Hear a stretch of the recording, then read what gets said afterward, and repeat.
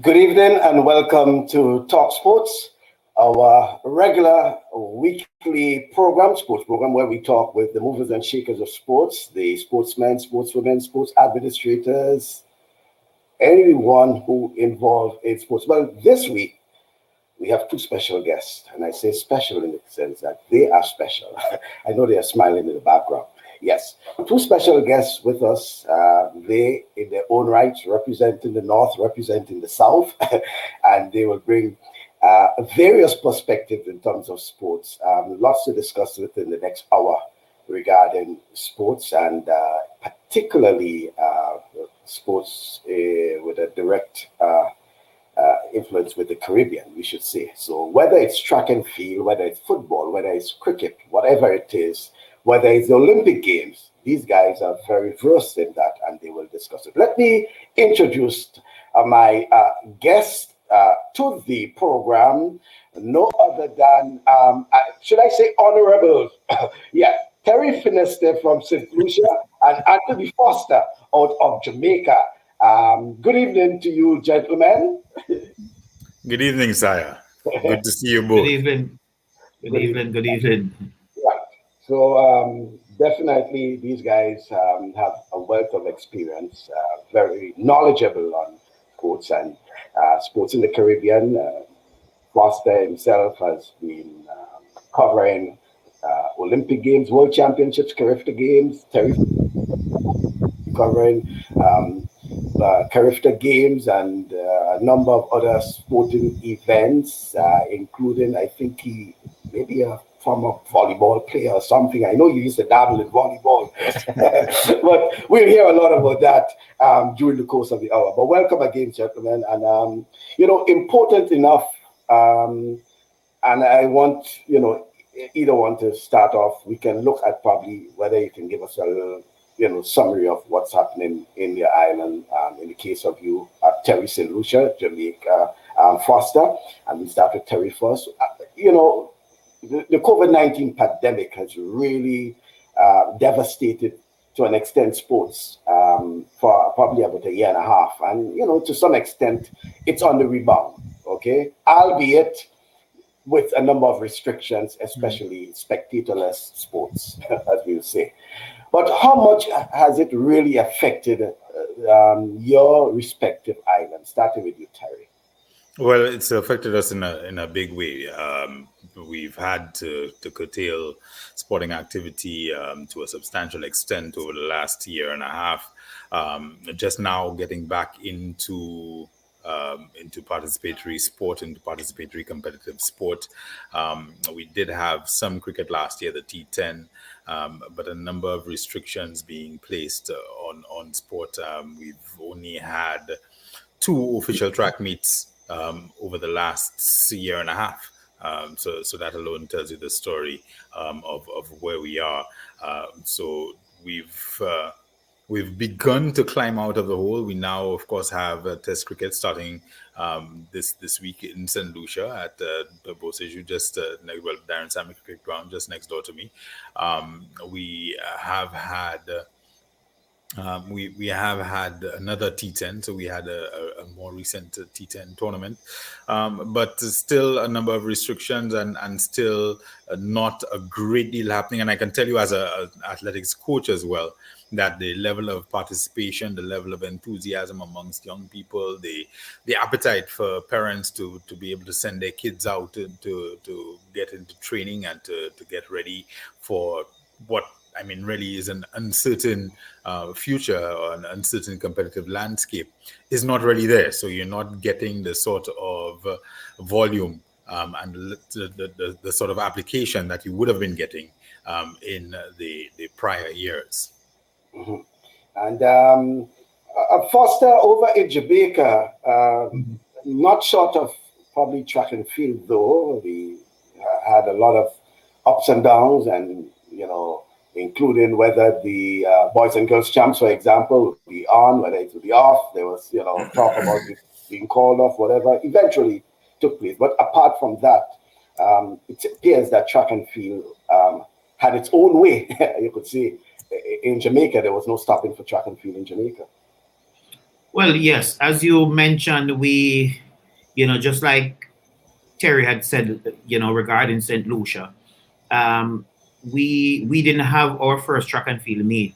I think it was on the 27th of February of this year, and then we had events for 4 straight weeks, and then the government again pulled the plug, and we missed about 3 weeks before track and field returned late March, and luckily, the Intersecondary School Sports Association, ISA, would have been, arguing, begging the government, submitting proposals, resubmitting proposals, trying to, to assure the government and their agencies that it is safe for track and field to return.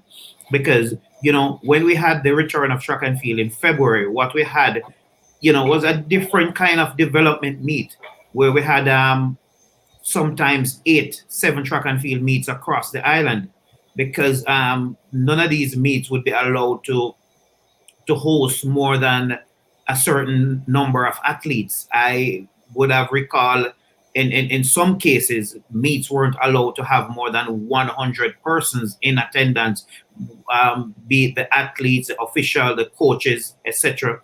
All the teams also had to have what they call a COVID marshal, and the COVID marshal will make sure that their teams are following the protocol set out by the government agencies. So yes, we did have successful track and field meets. One or two of the teams going into these development meets are champs. We would have had athletes tested positive for COVID-19. That really didn't affect the performance of the teams. That really didn't affect, the government, pulling the plug or saying, no, we're still not comfortable. So we had boys and girls championships very late. We would have normally had it, say, the last weekend of March. Then this year, we would have gone into, I think it was May, the first, second week.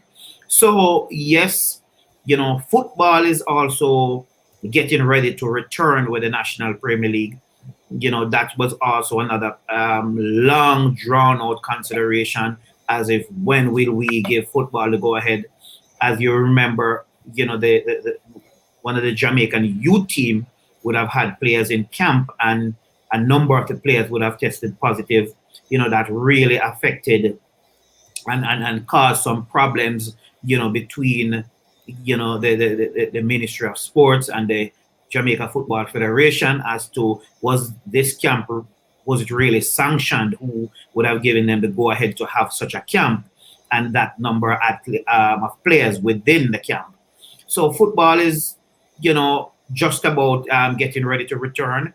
One of the things that the Football Association lobbied for is that we're in a World Cup qualifying year. We're also in the year for the important, or it's very important for the national players to get competition and to be in competition.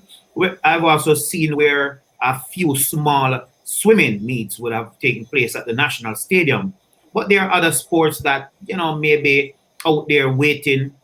Cricket. Some of the coaches here in Jamaica are basically criticizing the JCA, president of the Jamaica Cricket Association, that he and his association is not doing enough to lobby the government for the return of cricket. So as to when cricket will return, that's, we just have to wait and see. I haven't heard anything as to, we're looking to restart cricket in June or by July. So the coaches are frustrated. They are saying that, players are out of competition far too long now. And, those players who probably would have been eyeing to make a West Indies team in 2021, that's not going to happen because they would have not gotten the competition needed for, with the return of local cricket. So we do have some sports in Jamaica, and we do have other sports, that are still lobbied. Netball, for example, Jamaica is about to play England. There's no local netball competition going on. But on a whole, And just to go back a little bit on track and field, Michael, and you know that's my favorite sport. Cricket was my first love. I played cricket in high school. But track and field, we would have seen on the weekend, 10.63 by Shelley and Fraser Price. That probably would have been our most exciting or best track and field meet to date since the year. Having gone 10.63, she surprised herself, even though she said that her aim coming into this year would be to break that 10.7 barrier. Now she gone 10.63. Carmelita Jetta, the very same day, we would have noticed, put out a tweet congratulating Shelley and Fraser, that she woke up to some amazing news. She was quick to hand over her proclaimed fastest woman alive crown to Shelley and Fraser. She said, "No, you are the fastest woman alive." That's one of the things Carmelita Jetta used to brag about, that she's the fastest woman alive. And of course, there are also whispers within the Jamaican track and field circle as to whether or not Shelley and Fraser Price maybe, and I say maybe, that be that world record holder, as you would have. Okay. I want to come back to that aspect of it, because I think it's an important. I want to, deal with the SFP aspect on a separate angle, because there's more to that I want us to discuss on regarding the build up to the Olympic Games. But going to Terry, listening to what Foster had to say regarding sports in Jamaica, and quite a lot has been happening based on what he is saying in Jamaica, albeit some other associations probably feeling a bit ragged in terms of not being able to push as how probably the athletics and the football have been pushing. But as a coach yourself, Terry, are you a bit frustrated that, and not just looking at St. Lucia, but even as far as the CARIFTA Games, with athletes, young athletes who you probably thought would have gotten the opportunity to participate? Are you a bit frustrated that some of these events were eventually cancelled and they were not that push, as Foster explained in the Jamaica's context, how they pushed the government to get some of these and they were held successfully? Absolutely. As a coach, as a fan, as a journalist, I'm disappointed to see how sports have been treated across much of the Caribbean as a result of the pandemic. We look around the world and we see, right now, we look at the NCAA track and field happening, NCAA Division I track and field taking place, a number of Caribbean athletes excelling and going out there and giving up their best for their schools and universities. That we've seen, the Wonder Diamond League going on. We've seen events taking place in the around the world. The NBA playoffs happening right now. The English Premier League, European football taking place, the Euros taking place, World Cup qualifiers taking place. So I think really the treatment of the pandemic has been uneven, but certainly I would have to say that sports has had the short end of the stick in much of the Caribbean, and in particular in some of our smaller territories, some of our smaller and more vulnerable territories, where sports is already struggling to a substantial extent. We're seeing this now probably as if not the nail in the coffin, but as certainly another major impediment to the progress and development of sport in countries that really do need to get a bit of a major boost and a bit of a major impetus behind sport. Mm-hmm. So you really thought that the cancellation of the CARIFTA Games was a bit short-sighted? Well, I thought there should have been probably a little bit more consultation and a little bit of a wait and see. I thought it was a little bit hasty. There's obviously been a lot of investment both from the NACAC side and obviously from the Bermuda side, the host side, in terms of getting everything together. And when you talk about investment in the CARIFTA Games, obviously it's a very, very long running meet since the 1970s. and up until last year had not missed a beat. And when you look at the time between the announcement of the cancellation and the time that they had intended to have the meet, I thought that there was enough time to at least give some consideration to having it and seeing how things could change. I mean, we've seen that with the advent of the different vaccines coming on board, the situations have changed in these territories. Situations have changed around the world pretty much very drastically. We've seen travel restrictions being relaxed. We've seen special allowances being made for people who have been vaccinated. We've seen all sorts of things happening. So, I mean, the situation is very, very fluid, very, very dynamic. And I thought that there probably should have been a little bit more time allotted before we actually came to that final decision to absolutely cancel the games. Mm-hmm. And Foster, for the Jamaica context in particular, that would have been the cancellation of the CARIFTA Games, if you can just stay on that for a moment, would have been a big blow for a number of the junior track and field athletes in Jamaica, because it's more or less their breeding ground, as you would say, where Jamaica basically stamps its authority on track and field and global junior track and field in particular. How much do you think it has been to a disadvantage for those athletes in Jamaica, particularly this year? Well, you see, the CARIFTA Games for Jamaica, as you mentioned, Jamaica always dominated the CARIFTA Games. Every year the second place team would be miles behind Jamaica. But at the same time, these athletes, young athletes, they look forward to the CARIFTA Games. They look forward to go there, wear the national colors, and put on a show. Because when you look at it, this is the best opportunity. I always say the CARIFTA Game team is one of the hardest teams to make for Jamaica junior athletes. Why is the hardest team? The number games. And I think you are only allowed about 20 under 20 athletes, male and female, 20 male, 20 female, and about 18 under 17 and 18 under 17 boys and girls. And then there are some floats, maybe about 4 or 6 thereabout. That's providing you carrying a full team, right? Yes, and Jamaica would always carry a full team and would really want to get more. But and it's a chance for many of these athletes, because that's when Jamaica will be taking maybe 100 athletes, close to 100 athletes. I don't remember the number, no. But many of these athletes would not get the opportunity to represent their country if it wasn't for the CARIFTA Games. Many of the athletes who represented Jamaica have never gone on to represent the country at the World Youth or the World Junior level, or even the senior level. Many of them you would find, after their first or second year at CARIFTA Game, would normally fall by the wayside. So it is very important for the athlete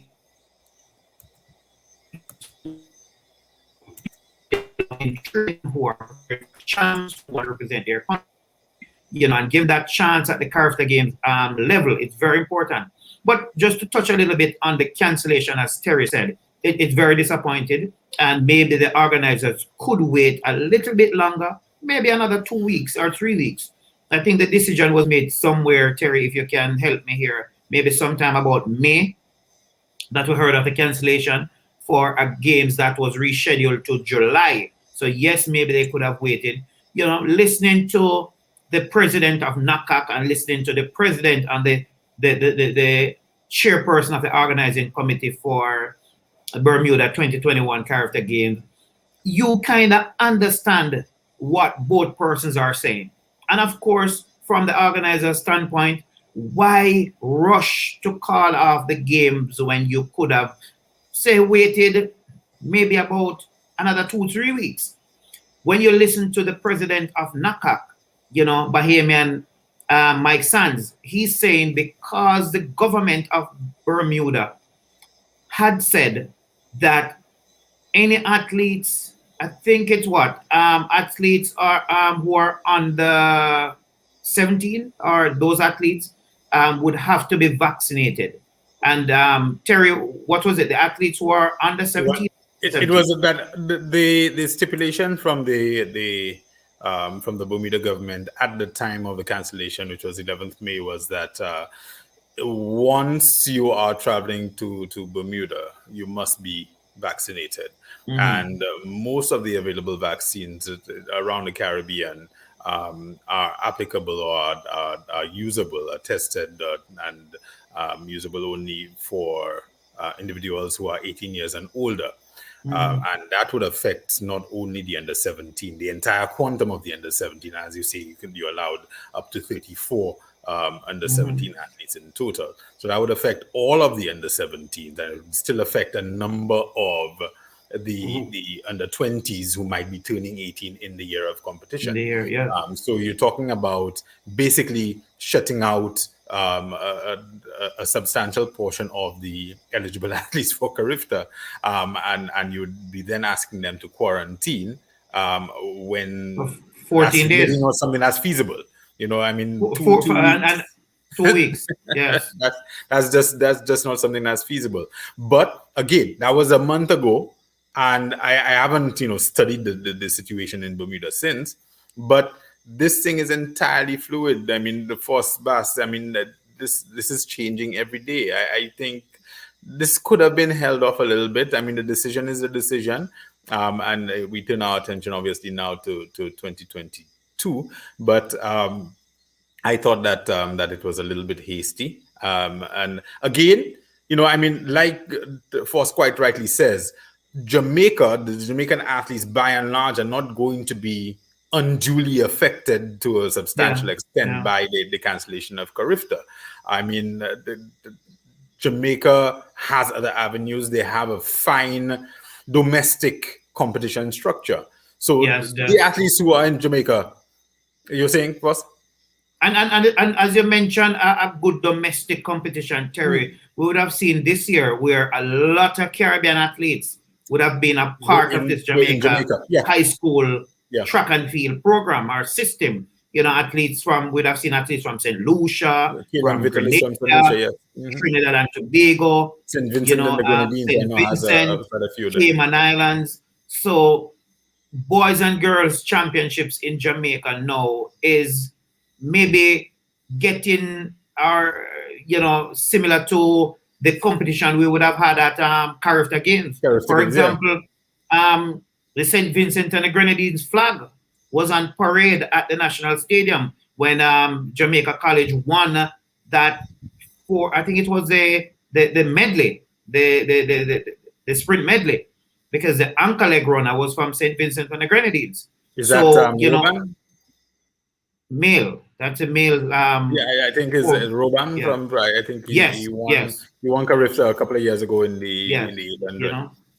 So to have these athletes within our setup, it's good for Jamaica, but is it good for track and field development, say in St. Lucia or Grenada?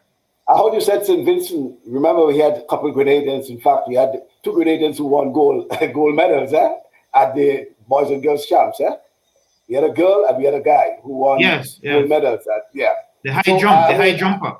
The high jump, So it's just to strengthen the points that you guys are making there, that both Terry and Foster, the boys and girls champs was probably almost a substitute to CARIFTA Games. Well, I mean, the wonderful thing is, I mean, that we have been finding, I mean, Caribbean people are resilient people. We are going to find ways to get things done. But there the number of obstacles in our way. And it's not just about the pandemic per se. It's about how we manage the pandemic. It's about how we deal with the challenges that come our way. And I don't think that we are dealing with these challenges in a really positive manner. And I also think that we need to always remember whose interests we are serving.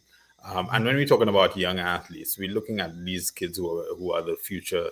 I mean, Foss says, and quite rightly, that a number of the Jamaicans who are at CARIFTA may not necessarily go on to shine internationally. A lot of them don't, but a lot of them do. I mean, look at Natoya Gould right now, obviously. Usain Bolt was a CARIFTA star in his youth days. So, I mean, a lot of these kids come out of CARIFTA. They go to CARIFTA. Some of them, it's a highlight of their life. And for a number of them, it is a launching pad for the rest of their lives. And every Jamaican want to be a part. Every Jamaican want to be a part of that CARIFTA game. Yeah, so the fact that we don't have that meet, we don't have a number of local meets. There's a lot. We're now creating a bigger gap in the development of our young athletes than perhaps is absolutely needful coming out of the crisis. CARIFTA game is very important, as you said, Terry, because when you look at several other Caribbean islands, for example, who will not be able, or they are not able to qualify athletes for the World Junior Championships or the World Youth. Well, there's no more World Youth, or say the Pan Am Junior Championships, or what we hope to see in the near future is a NACAC Under 18 Championships. And I hope that championships will be up on us very, very soon, because when the World Athletics, I almost said IWF, but you would have understand what I'm talking about there. Anyway, but when World Athletics decided they're going to drop the Under 18 competition and mandate for the regions, there are the different areas to have their own youth competition, we still haven't seen that Under 18 competition yet, and we hope that is something will come on stream very soon.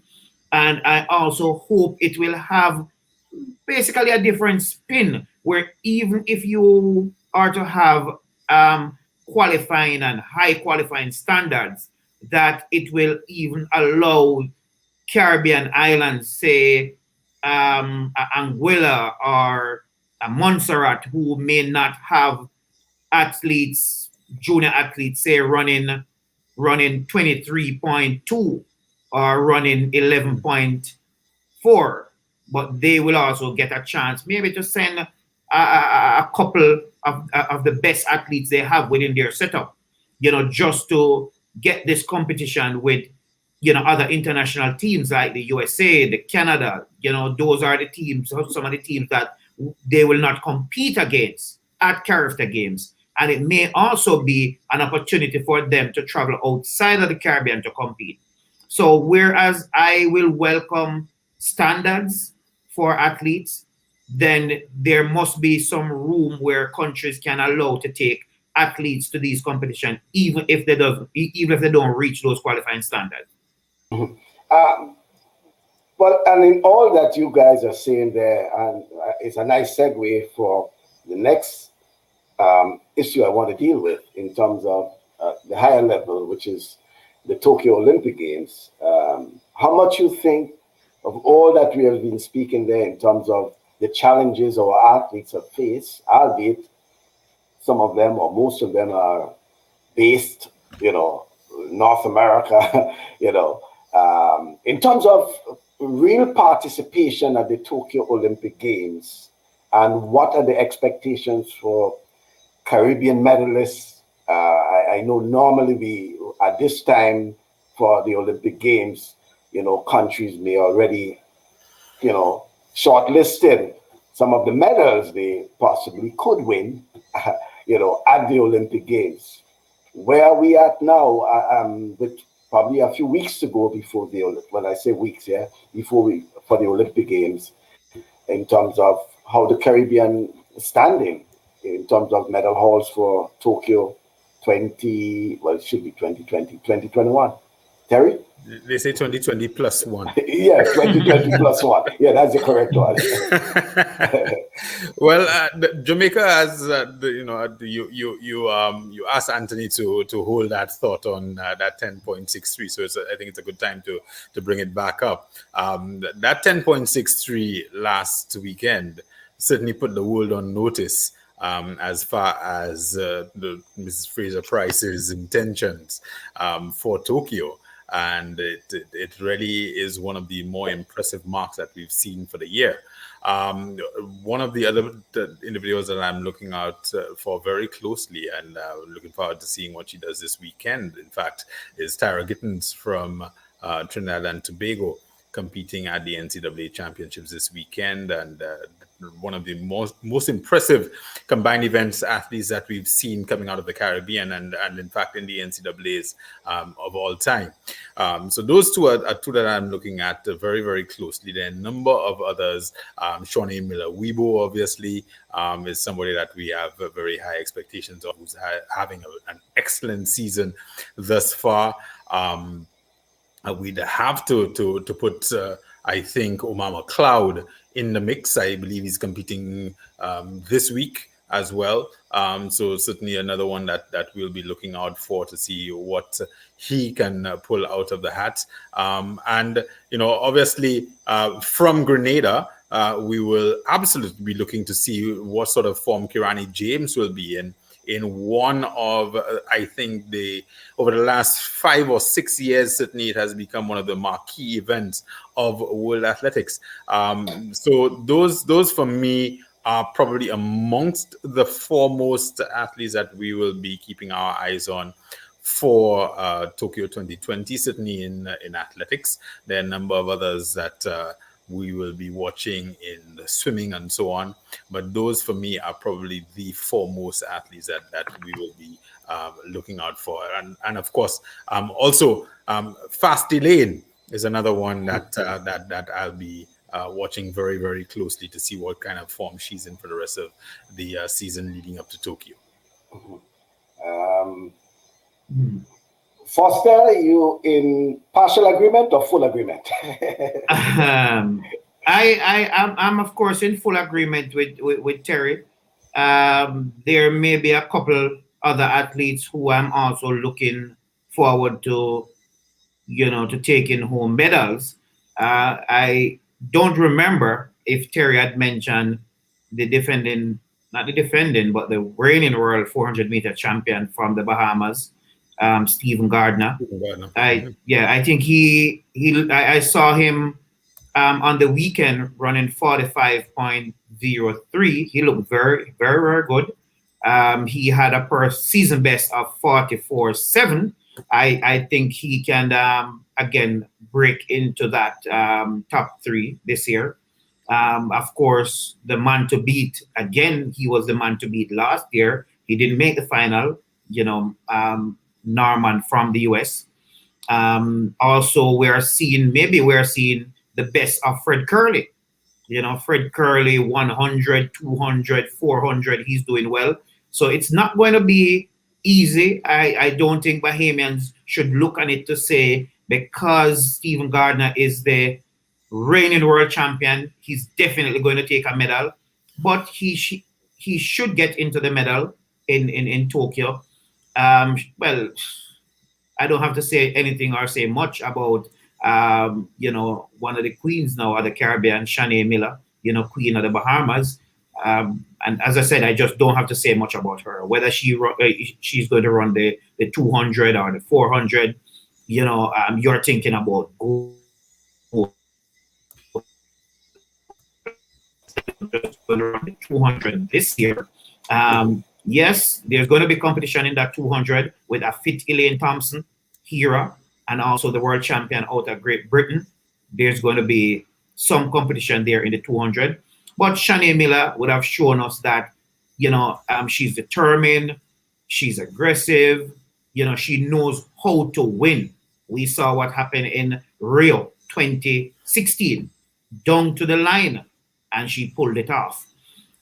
Jamaica, Elaine Thompson, of course, I mentioned her before, the 1, the 2, a fit Elaine will always going to be dangerous. The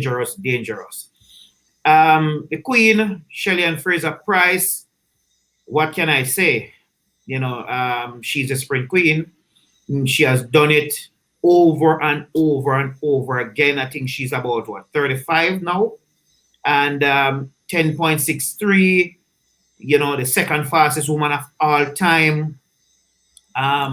Young Brianna Williams, maybe not a medal contender, but consistently now, getting her sub 11. Shericka Jackson would have been there, Olympic bronze medalist, World Championship bronze medalist, last time again in Doha bronze medalist. I am not going to count out Shericka Jackson for picking up another medal this year again. The US, when you look at what Mo, I think though she will be running the 800, but she is very, very dangerous at 8.4, and whichever event she decides to run, she'll be very, very dangerous. 100-meter hurdles, the US is always going to turn out at 3 athletes that will finish 1, 2, 3.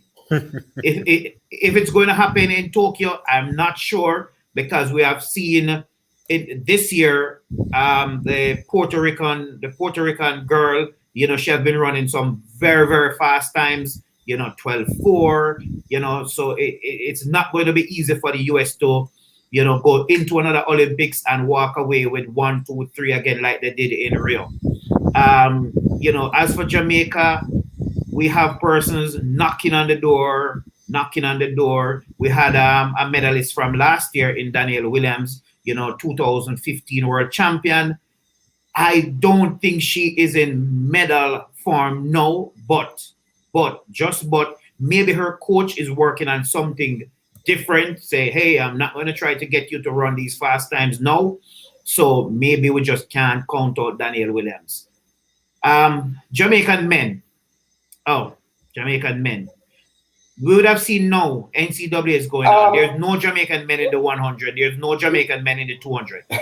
Well, Foster, and I wanted to ask, and both you and Terry, and I want you to comment on that, as you speak about Jamaican men. Is it a situation where it's harder now, it's more difficult to get onto the women's team than probably the men? Anyone can probably walk onto the men's sprint team, whereas when it comes to the women, it's very difficult because you call sprint queens, I should say, even Brianna, all of them in the mix. It becomes very difficult to basically say who will be probably the 3.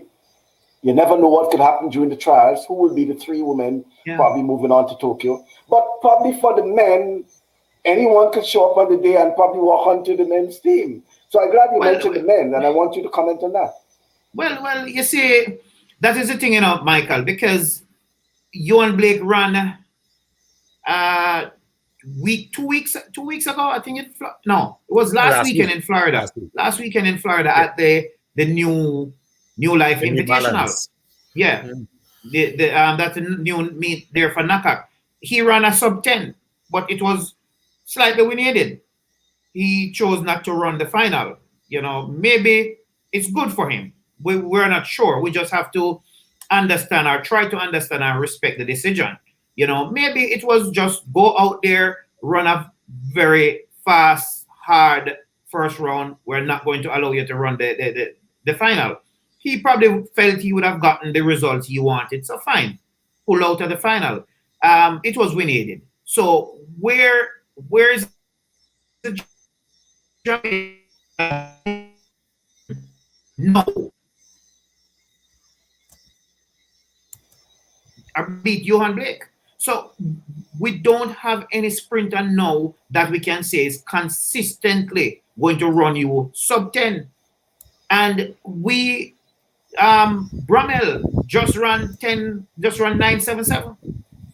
And we have seen even at the NCAA, Terence Lear, we don't even have a Jamaican sprinter now that we could say would even win. And when I say Jamaican sprinter, I mean senior sprinters, people who have been there from 10 years ago, 5 years ago. Asafa Powell is still running. And I mean, this is track and field. And to be fair, it's different from football where, Michael is going to say, it's time for Terry to retire, to allow the young players to play. It's time for the coach to drop Terry to allow space for younger players. This is track and field. Everybody's going to go out there and line up at that 100-meter start, and it's the best man or best woman who will make the team. So if I'm 40 and I'm beating persons who are 21, I mean, it's good for me. It's bad for the 21-year-old, and it may be bad for Jamaica's track and field. So I'm not, to be honest with you, I'm not comfortable. I'm not happy with our male sprinters. Even at champs, persons would say, yes, it's a pandemic. Athletes weren't able to train the way they should have and all different kind of things. But where is the next male sprinter coming from to take over from the Johan Blake, the Asafa Powell, the Michael Frater, the Usain Bolt? Where's that person? Well, there is one young man, Oblique Seville. He ran 10-10 on the weekend. And Julian Fort, who has been around for a little while now, we would have remembered Julian Fort from the 2012 World Junior Championships. He should have been a clear 200-meter winner there. Unfortunately, he pulled up. He has suffered from injuries over the years, and maybe because of that, it has affected him to move on to the level that he should have been at this stage. But I'm still worried about the men. 400, for example. We have not had a Jamaican that have broken 45 seconds this year. I understand that 3 persons qualified: Demish Gay, Akeem Bloomfield, and Nathan Allen. What happened to Nathan Allen on the weekend? He false start. He is not in the best shape this year. And again, to be fair with him, maybe it's injuries behind injuries. So because of that, he's not at his best. The same thing with Bloomfield. He has suffered from injuries over the years. Demish Gay, we would have just seen him in the last 2 I almost say Velocity Fest, but we saw him in the last 2 Destiny series. So I didn't see him earlier in the season. Those are the 3 persons that would have qualified for the Olympic or secured the Olympic qualifying mark, but those marks came last year. Mm-hmm. So my thing is this, and sometimes I'm hard, but as I was saying to someone the other day, 45 seconds, if you're struggling to break 45 seconds in the year of the Olympics, even though you would have gotten that Olympic qualifying standard from last year, I still don't feel comfortable in taking you to the Olympic, even if you go to the national championships and you finish 1, 2, 3. If you can't break 45 seconds in an Olympic year, you don't deserve to be going to the Olympics. I mean, who knows? Maybe it's going to take Norman and Kirani James and Stephen Gardner, Fred Curley. They're going to run 43. And we here in Jamaica can't have persons breaking 45 seconds in Olympic year. 110-meter hurdles for Jamaica. Omar McLeod is looking good. Just missed the world lead by 1/100th of a second. World lead by Grant Holloway. Grant Holloway, of course, very, very impressive. He's the man to beat. We would have realized that Omar McLeod would have switched from Nike to Puma. I also understand that he also changes manager. Both Omar McLeod and Shani Miller would have changed manager, I think, this year, or I don't know if it was late last year. But they changed manager. Jamaica also has a young and upcoming 110-meter hurdler. I've seen him 2 times at the Destiny series. He looks very well. He's beating Levy, Ronald Levy. He's also from the same camp. The name is actually missing me now, Michael, but I think he has a 13. You're talking about Broadbelt. 13 or 13. Broadbelt, yes. You're talking about Rashid Broadbelt. Broadbelt, yes. I think he has a 13. But you talk about the sprints, but Jamaica has some fine prospects. And I'm sorry, my dogs are not my dogs, but neighbor dogs are going a little bit crazy. I don't know if you can hear them. But there are a number of good prospects. You look at Gale in the long jump. He's certainly very much in the mix. You spoke about McLeod. He's somebody. I mean, Grant Holloway looks imperial or imperious. In the hurdles this year, technically as sound as you can get. But if anybody is going to challenge him, I think it's probably going to be Omar McLeod. Broadbell, you mentioned. You also have Damian Thomas and the other youngster, Lemonius. Finishing top 2 in the qualifying for the 110 hurdles at the NCAA's. Damian Thomas, of course, a former CARIFTA under 18 champion. So there are some prospects for Jamaica beyond in the men, beyond the sprints. I don't think we've seen the best just yet of the discus throwers. Frederick Dacre is obviously leading that pack. Kai Chang coming along and coming into his own as well. Smichael. Those are 2. Yes, absolutely. So Smichael. Those are a group of. Well, that's a group of young men that certainly has to be looked out for. So I think beyond the sprints, Jamaica still has a lot of life left in them. And Terry, I know you would understand, and Jamaicans and persons across the Caribbean would understand that when it comes on to track and field for Jamaica and probably for most of the Caribbean, it's 1, 2, 4, 4x1 sprint hurdles.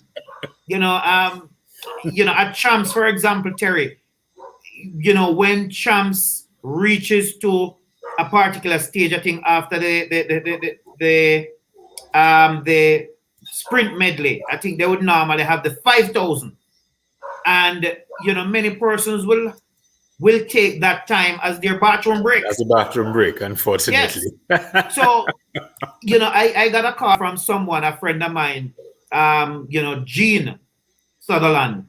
And she lives in New York. She's between New York and Jamaica. And she said, Foster, I was calling you yesterday because I wanted you to watch the world record run live.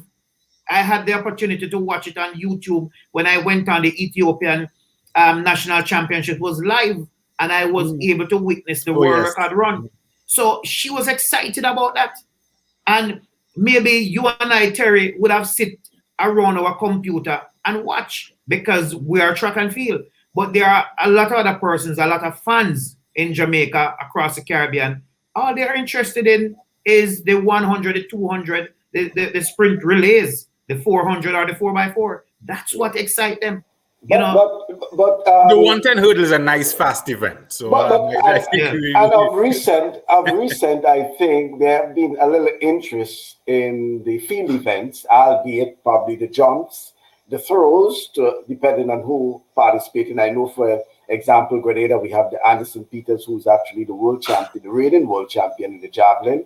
And then you have the brothers, Kurt and Lyndon Victor, Kurt Felix and Lyndon Victor in the decathlon, so which to an extent, albeit 10 events, couple of field events in particular. So I think there have been some interest among some of those fans when it comes to the field events, not just the 1, 2, and the 4, as Foster said. But I understand the point. But the triple jump, Michael, the triple jump and the long jump, maybe because it's so close to the spectators, spectators will find that more exciting. Mm-hmm. Yes. Yeah. Well, that's a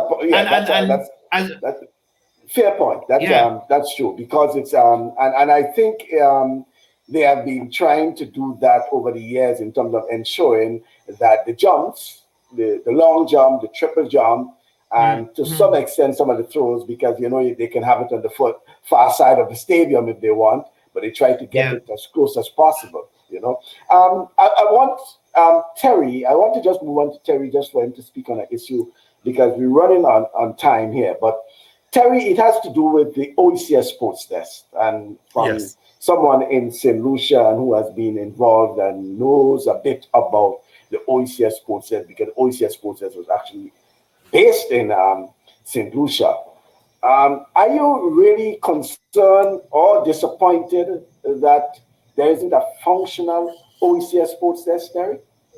I've actually had that conversation with a number of people in recent weeks, and the answer, to be frank, is no.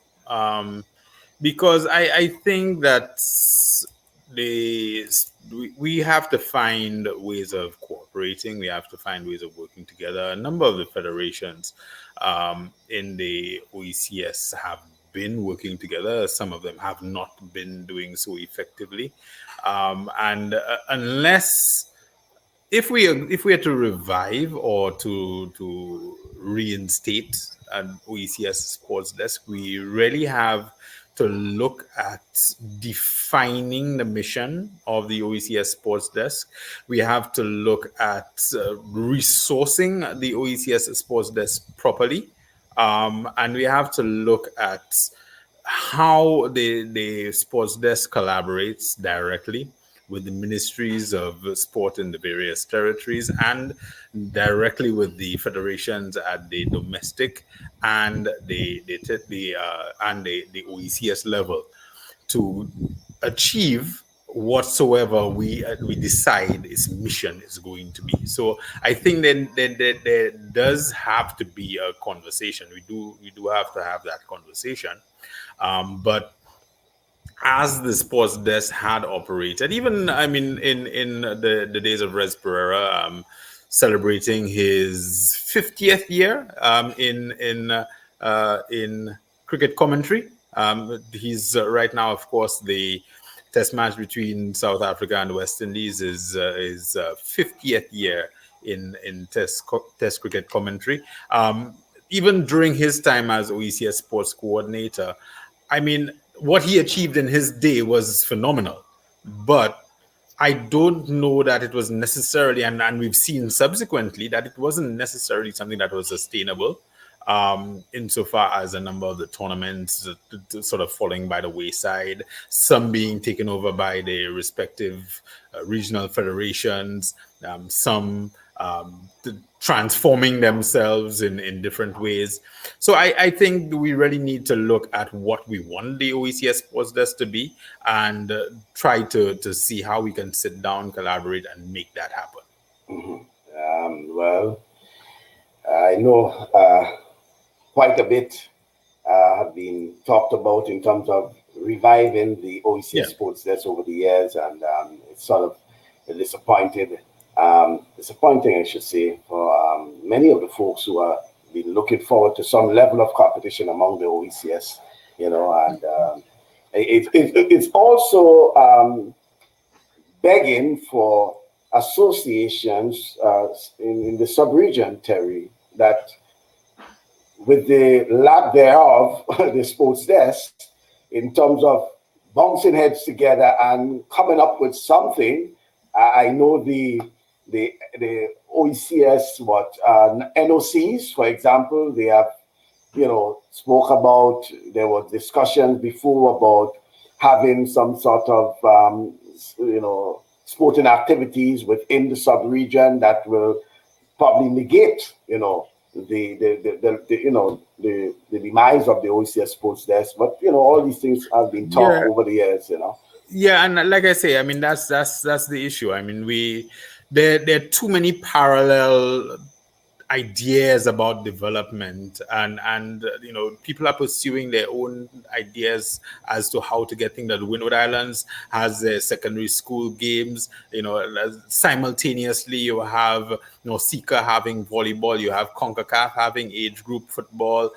So there are too many different things happening, and we very often ignore what is already being done or what is already working, what's already in place, and don't embrace it and don't see how we can work with what is already happening, enhance it, and make it better. And I think that is somewhere where we have fallen short. And like I said, I agree that we do need to have some level of cooperation at the regional level, at the sub-regional level, but it has to be something that we really look at how we want to make it work and what we want to get out of it. Okay. Guys, any of you have been really following through on World Cup qualifiers in the Caribbean, your respective countries in World Cup qualifiers? I'm talking about football now. And Whether or not well, no, Jamaica is not. There's not been Jamaica much to is not. follow because Jamaica is not Lucia playing hasn't yet. been playing. Yeah, I know. Yeah, that's it. But it's And I heard recently that there was a 2-2 draw between, I think it was Bahamas and the Island Republic of Trinidad and Tobago. Trinidad and Tobago. And that would have I heard that on the knocked streets Trinidad as and well. Tobago out. Well, they had some level of redemption because they defeated St. Kitts and Nevis recently this week, and then Montserrat, as you will know, and I know people have not taken notice of Montserrat. Montserrat defeated Grenada 2-1. Yes, I'm saying 2-1 on Tuesday. Montserrat, by the way, they have been playing good football, albeit they have most of their players are actually UK-based players, and just as curious, so who have risen up, recently. Montserrat, they have been playing well, and Grenada with 2 back-to-back defeats. I'm not sure if Grenada would advance. I think their focus now is more on obviously will be more on the Gold Cup, as Jamaica also on the Gold Cup, But Foster, going back to Jamaica, and we just have about 4 minutes remaining on the time there, 5 minutes to be exact on the time there. But briefly, if you can tell us what you hoping, Foster, that sportsmen and sportswomen could achieve with despite all the challenges they have gone through the past year and a half, and even under restrictions, certain level of restrictions, the curfew, and all these sort of things. What you hoping that could come out positively for sportsmen and sportswomen from Jamaica, probably by the end of the year, 2021? Well, I tell you, Michael, we would have seen several things happen in the last year. And when I say several things, for example, I learned about Zoom. Many persons are having meetings on Zoom. I would have seen, for example, in track and field, where the J Trays will be having a meet at the stadium in 2.5, 3 hours. I would have seen where champs, unlike previous years, would have gone 5 full days. And when I say 5 full days, I mean from 8 o'clock in the morning till 9, 10 o'clock at night. An entire day of champs. We would have seen where that was changed, where because of the curfew imposed in Jamaica, on the Saturday, where the curfew was, for example, at 6 o'clock, they had to finish champs by 3 o'clock, 4 o'clock for athletes and coaches and everyone to get home. So the pandemic has also taught us that we don't have to spend an entire day doing a track and field meet again. The pandemic has taught us that instead of having a track and field meet, a development meet with 2,000 athletes. For example, I've seen meets at Calabar, a development meet at Calabar, starting 8 o'clock in the morning and going until 9 p.m. at night. This pandemic has taught us, look here, we can get these things done in a few hours. All we need is maybe more meets, so we spread athletes across 6, 7 different sporting arenas or ground and have them compete. This taught us that, J-Trays, you can do an all-comers meet in 2 hours. We can do an all-comers meet in 3 hours. The Destiny Series starts at 8:15, and you're probably out of the stadium by 11:30. So we have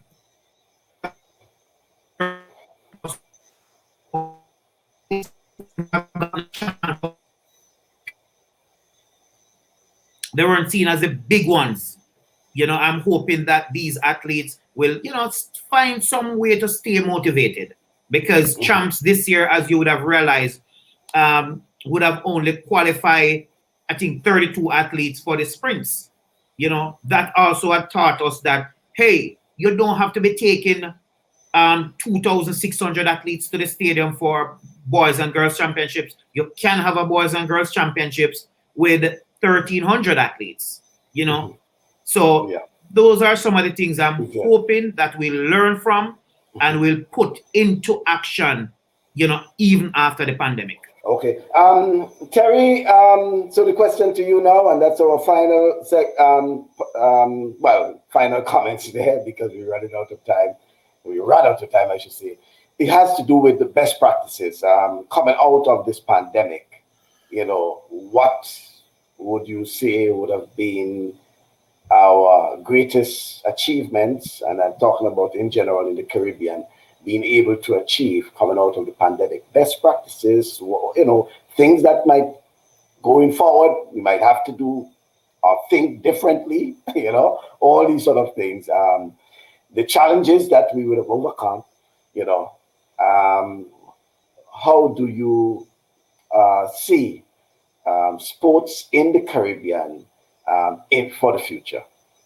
That's a really, really rough one, Bas. But what I would say is, and it's a theme that I've been fairly consistent on, and I think that it's a very, very pungent and very, you know, very on point theme for us in the region, and I mean, we've seen coming out of the pandemic that the territories or the jurisdictions where there's already a well-established system, where there's already a well-established way of doing things, rebound the fastest. You know, we hear a lot about how people want to emulate what Jamaica is doing in athletics, and I always say Jamaica got to where Jamaica is because Jamaica has had a system in place for donkey's years. You know, Jamaica has put in the hard work, and you're not going to get overnight success by implementing overnight solutions. So we have to now look at our development processes. I think that a lot of opportunities have been missed in the pandemic, but it's not too late to try to address some of those gaps. And the biggest gap, I think, for me as a coach, as a journalist, the biggest gap that I see looking around the Caribbean is development. The biggest thing that we need to address in sports generally is development at the preschool level, at the primary school level, and certainly at the secondary school level, but mainly at the primary school level. What do we do in terms of how we expose our young people to more and more sport, and how we expose them to proper movement patterns, to physical literacy, to the opportunities that are available in sport? How do we broaden the base, broaden our foundation, and how do we get more people involved and energized in the pursuit of sport, which will inevitably lead to more high-level competitors coming out of the region, more elite athletes coming out of the Caribbean. Once you have that broad base of people with a wide level of exposure and exposure to correct ways of doing things, exposure to correct practice, you are going to get elite athletes coming out of that kind of situation.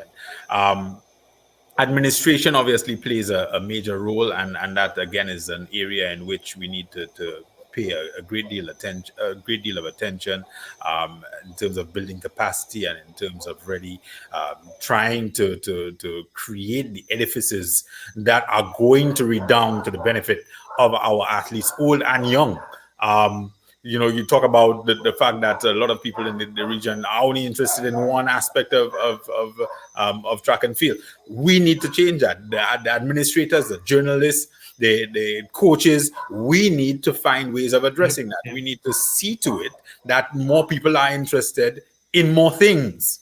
You know, once you start broadening the base, once you start creating a wider foundation, you create a stronger edifice, and you create a stronger structure that is going to be able to better carry you forward. So I think that coming out of the pandemic, that is where we need to really demonstrate resilience at the base, putting the effort into development, not just the money, but putting the effort, the resources, resources, the training into development of our young people, and I mean really our young people, and we will see that matriculating upwards. Yeah. Okay. And as I said that, Terry, just one quick one, Michael. And Terry made a very, very important point. And I just want to add to that just recently, I had discussions with a few members of the Jamaica Administrative Athletics Association.